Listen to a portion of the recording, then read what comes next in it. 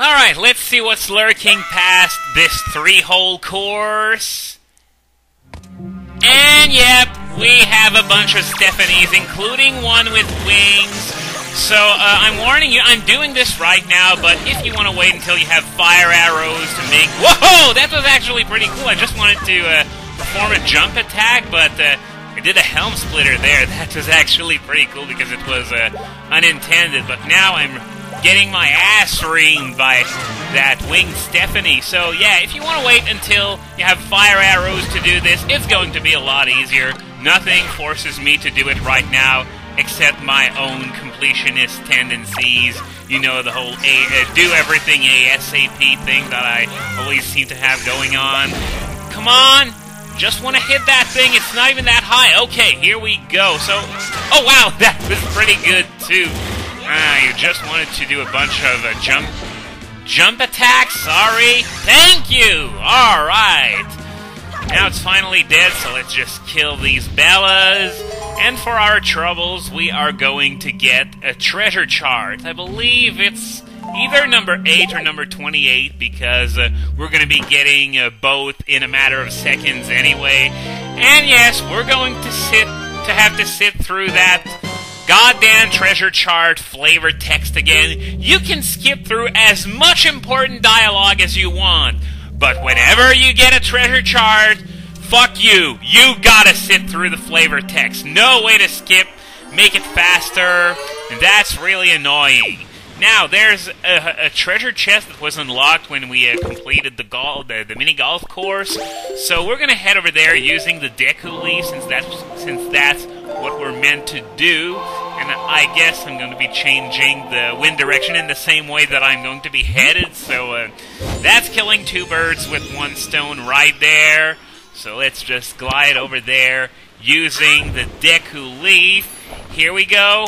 So that's going to be our second treasure chart in like a minute. And you know what? Fuck the flavor text! Okay, now we are at square G3. We are near Headstone Island. So as usual, the first thing we're going to do is going to be to talk to the local matfish.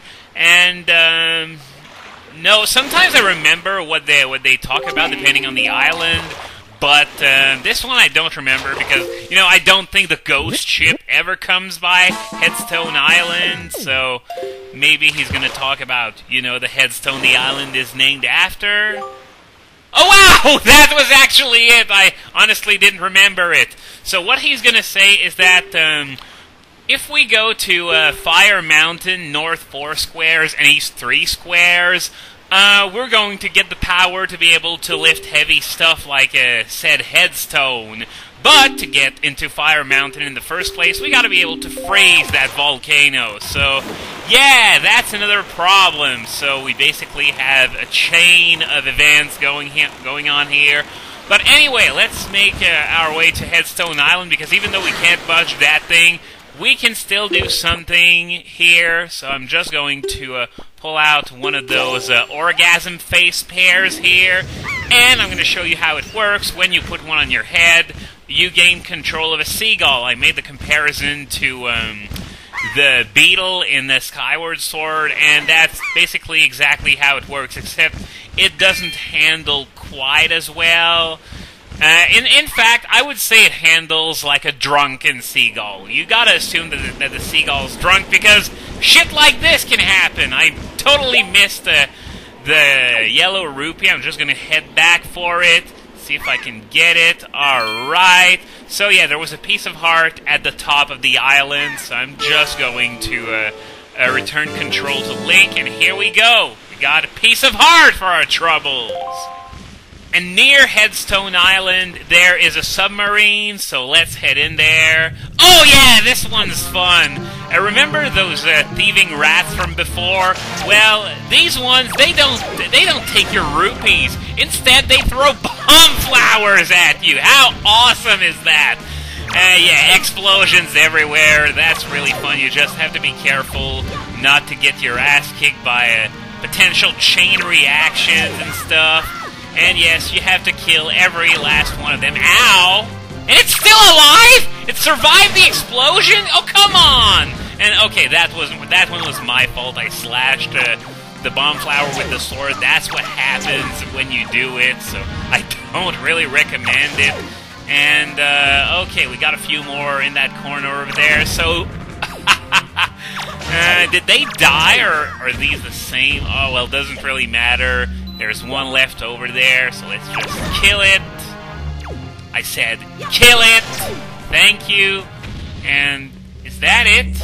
No, there's one left somewhere. Just gonna take the money, and after that I'm going to look for the last one. Ah! There it is. I guess I could have done this with the boomerang, but, I don't know why. That kind of thing is just more fun with the sword, and isn't that the whole point of playing video games? Having fun? Anyway, now that we've done this, we are going to get a prize, which according to my checklist is a treasure chart. Just gonna open these. Thanks for the health recovery. Thanks for the money. So yeah, another treasure chart. You know what this means? Fuck the flavor text! Again! Moving further east, we are now on square G4, which is one of the reefs that I can never remember which one is where, so I'm going to ask the local matfish to help me with that. We already saw 5 eye reefs, so that can't be it. Which one is it? It's 2 eye reef, and I think I remember what this matfish is going to talk about.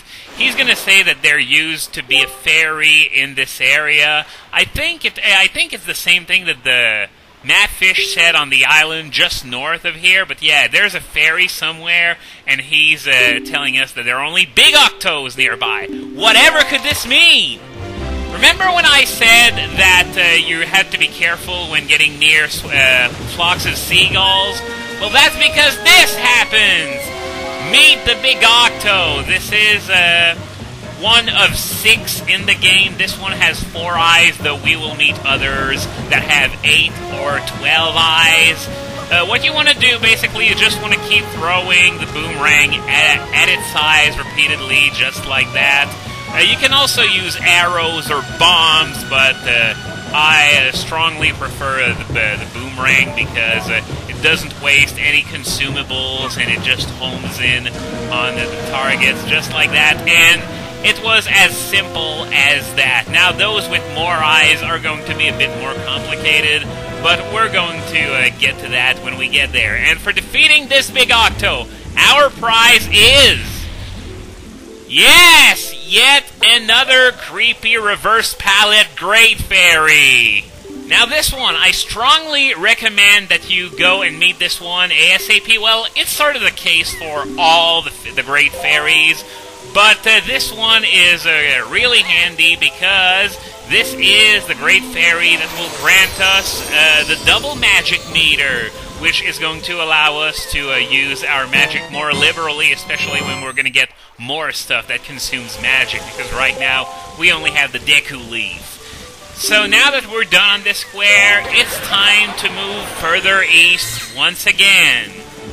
Moving on, we are reaching the Angular Isles on square G5, and we have to contend with sharks, so we're going to have to be careful.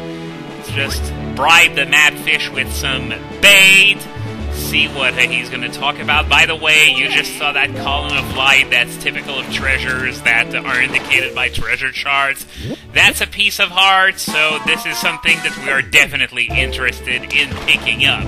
So yeah, as I said, this is Angular Isles, and northeast of here is the Forest Haven. Ah, you're a bit too late because I already took care of everything you're talking about here. Forest Firefly, which when taken to Lenzo allows him to upgrade your Picto Box in a deluxe Picto Box, which is something that I've already done. Now let's re-equip this again because we're going to go for the piece of heart that's in there. Be careful of the sharks. No, not this one, the other one. No, not this. Okay. Oh wow, this was right next to it. So, we're right on top of the treasure chest, so here's to hoping. Here we go. But the sharks retreated anyway, because, I don't know, maybe I was too close to the island or something like that. But, Anyway, yeah, this is a piece of heart, and we're going to get another one very soon because there's another one right here on the Angular Isle. So let's head over to, well, I wouldn't say it's land, but still. And here's one interesting thing. This is clearly not a natural formation. This is just a huge stack of metal boxes, which begs the question, who made this and why? Who decided to make such a huge stack of boxes that they would go from the ocean floor all the way up here? This just blows my mind. Did Nintendo even think about that before designing this? Oh well, now that I'm complaining, this is... because if you don't stop and think about it, this is just a block-pulling puzzle. Very simple. And oh wow, that's right, we got a blue chew here, so let's just kill it to get our blue chew jelly, as well as 10 rupees as an added bonus. And when we open this chest, we are going to receive... Oh, well, I already spoiled it, but let's pretend it's something I never told you. A brand new piece of heart! So this is all we can do on Angular Isles for now. All the way over there, there's a cave that we can get to, but we can't do what's inside because we need an item that we don't have just yet. Still going further east, we're now in square G6, the boating course. So let's bribe the map fish, see if he's got anything interesting to tell us. Though I think I remember what he's going to talk about, but first let's add the boating course to our sea chart. It's starting to become respectable, that sea chart. Look at all the filled squares. So, he's going to talk about... have you been using R to make... Oh yeah, I've already mentioned it. You can use R to make your boat jump over obstacles like sharks that are charging at you. And there's another trick that you can do with it. If you jump just before turning, that's how you do a sharp turn. Sharp turn? Why did I say that? Sharp turn. Can't speak today. But, yeah, the reason why he just said that here is because, well, this is probably not something that we're going to be covering in this video. It's going to have to wait until next time. But first, let's head over to this other island over there. We're going to need to have the wind blow to the north, and we're going to need to glide over there with our Deku Leaf. I think we're meant to wait until we have the hook shot, but this is an alternate way of getting over there. You can do it much earlier that way. So, on this island, there's a cave, as you can see, but on this stone surface over there, here's another blue chew. So, let's just kill it real quick. Blue chew jelly, kill it for 10 rupees. And here we go. We can now head down into this cave.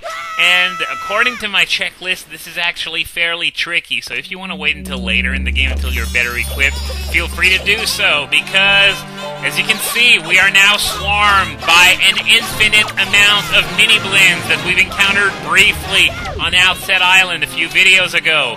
So what you want to do, you want to hit these switches with the boomerang and hurry... Oh, god damn it, I had the time to... Again! I had the time to aim at the switch, but not to actually... okay, did it? It didn't seem to hit, so... Okay, this one hit, but there's still this one left over there. Stop attacking me! Just die, jeez! This is really annoying, fighting those mini-blins. Come on. Okay. It was really gonna suck if I couldn't take advantage of such a massive break.